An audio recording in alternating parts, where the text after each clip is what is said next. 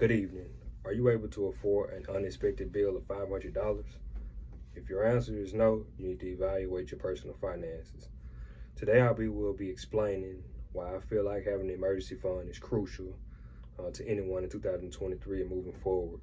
The three reasons I deem that important is to keep you ahead financially, to protect your peace of mind, and to prevent awkward conversations from the people that you're borrowing with.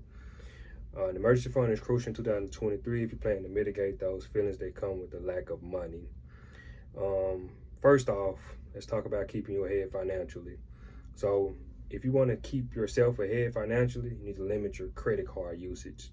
So we all understand that whim spending is a real thing. So sometimes you may see yourself having an urge to buy a new microwave when your old microwave is working. But kind of controlling that and not spending will keep you ahead financially. Being ahead financially, you can also have an increased amount of funds to kind of tap into. Those emergency funds will be crucial moving forward.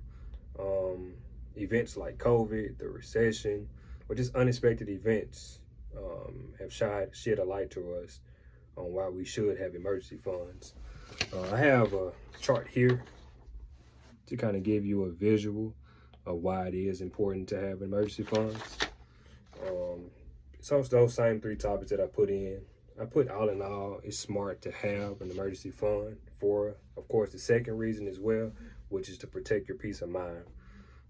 Financial stress is real. I know plenty of people who are poor with their finances, who are not making enough money to make ends meet, they're just getting by. And one of the biggest things is being stressed financially. Financial stress leads to physical stress leads to emotional stress leads to spiritual stress, all just wrapped up in one little stress ball. Having your money or protecting your peace of mind leads to more happiness.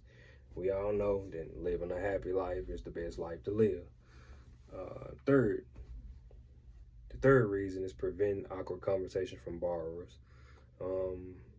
It's not too many times. I can't recall one time I actually didn't have to borrow money, but coming from the offering end, I can hear the shame in people's voice, the guilt, the feelings of belittlement in people's voice when it comes to borrowing money. So I can only relate to them as far as being the person that lends out the money, but just understanding that putting yourself in an awkward situation to ask someone to borrow money is not a place that you want to be. So that's another reason, and the last reason why I deem it is important to have an emergency fund. I actually have a quote from a Wells Fargo's article titled "Saving for an Emergency."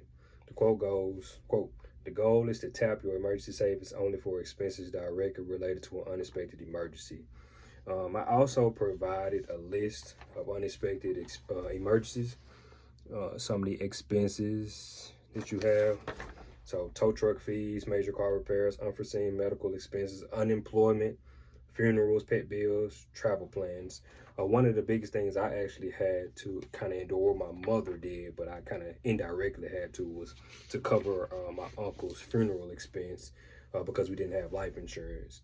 So, of course, we had to do what we had to do as far as to borrowing money from people, trying to establish loans with fish plates, and just tapping into our savings. I was prepared for it, and that actual one event actually helped me move forward and understand that life insurance is something that everybody needs. Whether, like I said, that goes back to protecting your financial peace. I also have one more article from CBS 19 News titled "6 in 10 Americans Don't Have $500 in Savings." The quote goes, "Personal finance experts tend to stress the importance of having an emergency fund to cover unanticipated expenses to avoid long-term financial loss." Yes, so having your finances right, that'll lead short-term and long-term. It'll have its effects. I say if you don't have an emergency fund, today is the best day to start. Experts say 6 to 10 months of your living expense. I say whatever you can put in. If you can put in $500, cool. If you can put in $100, having something, just starting just starting today will pretty much help you long term. I say don't be in that pool of people who don't have an emergency fund. Plan for the future. Give yourself some wiggle room. Protect your peace of mind. Prevent that shame from borrowing from people, and keep yourself ahead financially. Just hold yourself accountable, and save some money. The easiest way to save some money is you get $1, put the dollar away. Dollar turning to $2, $2 turning to $4, and you just keep multiplying.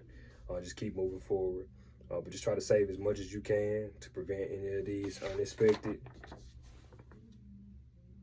events. Got any questions? Just let me know. Thank you, sir.